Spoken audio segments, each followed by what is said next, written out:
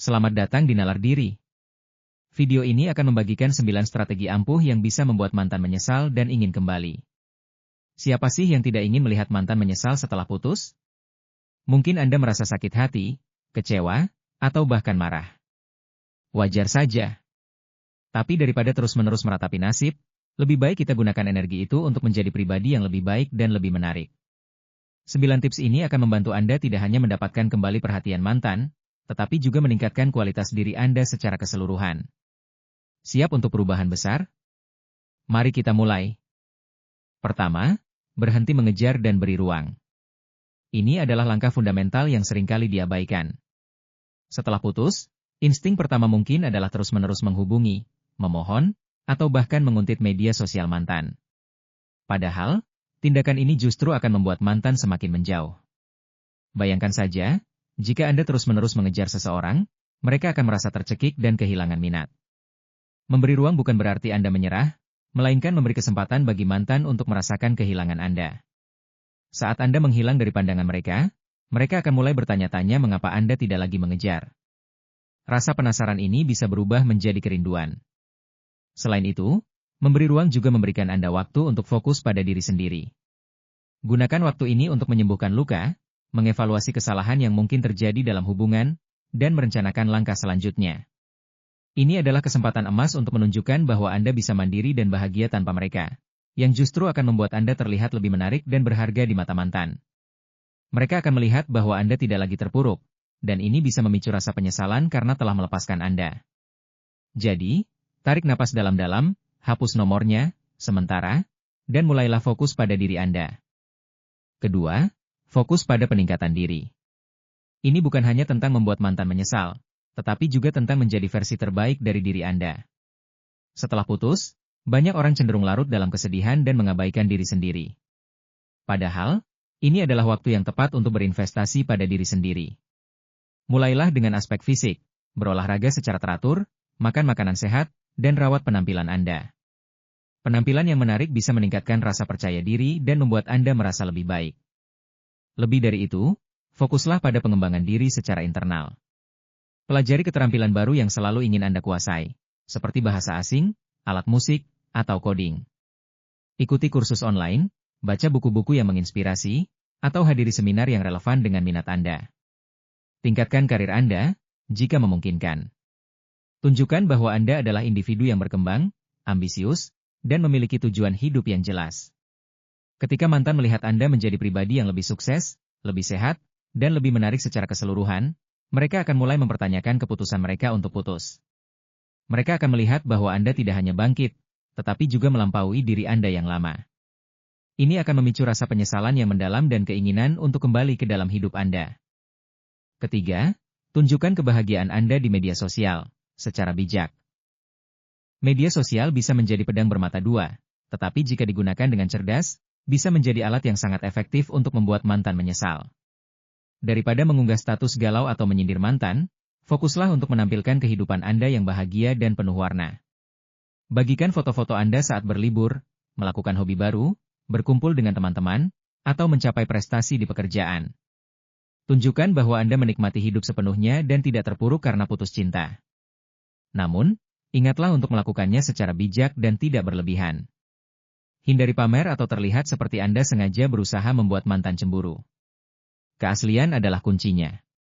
Mantan akan lebih percaya jika mereka melihat kebahagiaan Anda tulus, bukan sekadar akting. Ketika mereka melihat Anda bersinar dan menikmati hidup tanpa mereka, rasa penyesalan akan mulai muncul. Mereka akan membandingkan kehidupan mereka yang mungkin biasa-biasa saja dengan kehidupan Anda yang terlihat menyenangkan, dan ini bisa memicu keinginan untuk kembali ke dalam hidup Anda. Ingat, tujuan utama adalah untuk menunjukkan bahwa Anda adalah pribadi yang menarik dan mandiri, bukan untuk memprovokasi mantan. Keempat, jalin koneksi baru dan perkuat yang lama. Setelah putus, sangat mudah untuk mengisolasi diri.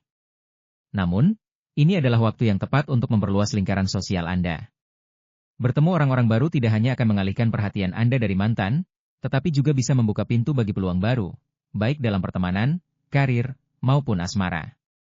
Bergabunglah dengan klub atau komunitas yang sesuai dengan minat Anda, hadiri acara sosial, atau ikuti kegiatan sukarela. Selain itu, Perkuat kembali hubungan dengan teman-teman lama dan keluarga yang mungkin sempat Anda abaikan saat menjalin hubungan. Habiskan waktu berkualitas bersama mereka, berbagi cerita, dan membangun kenangan baru. Ketika mantan melihat Anda dikelilingi oleh banyak orang yang menyayangi dan menghargai Anda, mereka akan menyadari betapa berharganya Anda sebagai individu. Mereka akan melihat bahwa Anda tidak kesepian dan memiliki kehidupan sosial yang aktif. Ini bisa memicu rasa penyesalan dan ketakutan kehilangan Anda sepenuhnya. Kehidupan sosial yang sehat juga menunjukkan bahwa Anda adalah pribadi yang menarik dan mudah bergaul, kualitas yang pasti akan membuat mantan berpikir dua kali tentang keputusan mereka untuk melepaskan Anda. Bagaimana sejauh ini? Semoga tips-tipsnya bermanfaat, ya. Ingat, proses ini membutuhkan waktu dan kesabaran, jadi jangan menyerah. Mari kita lanjutkan ke tips selanjutnya yang tidak kalah penting. Kelima, tingkatkan nilai diri Anda secara internal. Ini jauh lebih penting daripada sekadar penampilan fisik atau pencapaian eksternal. Nilai diri internal mencakup rasa percaya diri, harga diri, dan ketenangan batin Anda. Setelah putus, seringkali harga diri kita merosot. Namun, ini adalah kesempatan untuk membangunnya kembali dari dasar. Lakukan refleksi diri untuk memahami kelebihan dan kekurangan Anda. Akui kesalahan yang mungkin Anda buat dalam hubungan, tetapi jangan larut dalam rasa bersalah. Belajarlah dari pengalaman tersebut dan gunakan sebagai pijakan untuk menjadi pribadi yang lebih baik. Berlatih afirmasi positif setiap hari, fokus pada hal-hal yang Anda syukuri dalam hidup, dan latih mindfulness atau meditasi untuk menenangkan pikiran. Ketika Anda memiliki nilai diri yang kuat, Anda akan memancarkan aura positif yang sangat menarik. Anda tidak lagi mencari validasi dari orang lain, termasuk mantan Anda. Kemandirian emosional ini akan membuat Anda terlihat lebih dewasa dan menarik di mata mantan. Mereka akan melihat bahwa Anda tidak lagi bergantung pada mereka untuk kebahagiaan Anda, dan ini bisa memicu rasa penyesalan yang mendalam.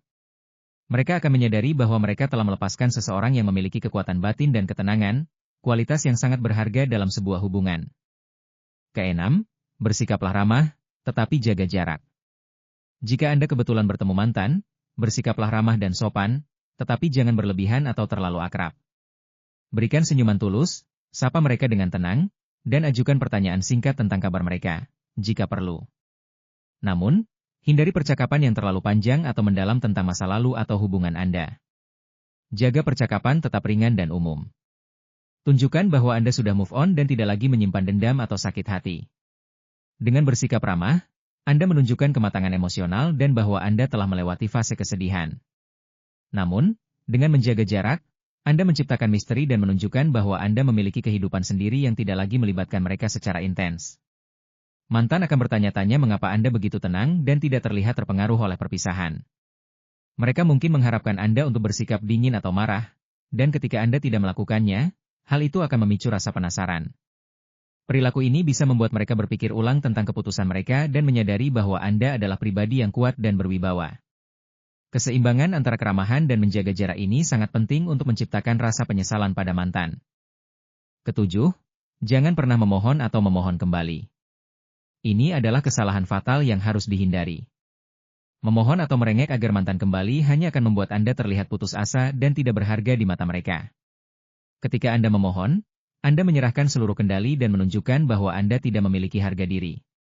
Mantan akan kehilangan rasa hormat terhadap Anda dan justru akan semakin menjauh. Ingat, daya tarik itu tumbuh dari rasa hormat dan keinginan, bukan dari rasa kasihan. Biarkan mantan merasakan konsekuensi dari keputusan mereka. Biarkan mereka merindukan Anda dan menyadari kesalahan mereka sendiri. Fokuslah pada membangun kembali diri Anda dan tunjukkan bahwa Anda bisa bahagia tanpa mereka. Ketika Anda tidak memohon, Anda mengirimkan pesan yang jelas, saya berharga, dan saya pantas mendapatkan seseorang yang benar-benar menginginkan saya. Sikap ini justru akan membuat mantan berpikir dua kali. Mereka akan mulai merindukan kehadiran Anda yang dulu dan merasa menyesal karena telah membiarkan Anda pergi. Kekuatan sejati terletak pada kemampuan Anda untuk tidak mengejar, tetapi untuk menarik. Kedelapan, biarkan mantan melihat kemajuan Anda. Ini adalah salah satu cara paling efektif untuk memicu penyesalan. Mantan tidak akan menyesal jika mereka melihat Anda stagnan atau bahkan mundur setelah putus. Sebaliknya, mereka akan menyesal ketika mereka melihat Anda berkembang pesat dalam berbagai aspek kehidupan Anda. Bagikan pencapaian Anda, baik besar maupun kecil, di media sosial, secara tidak langsung atau melalui teman bersama.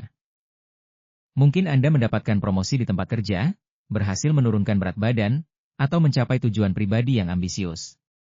Tunjukkan bahwa Anda tidak hanya bangkit, tetapi juga menggunakan perpisahan ini sebagai motivasi untuk menjadi lebih baik.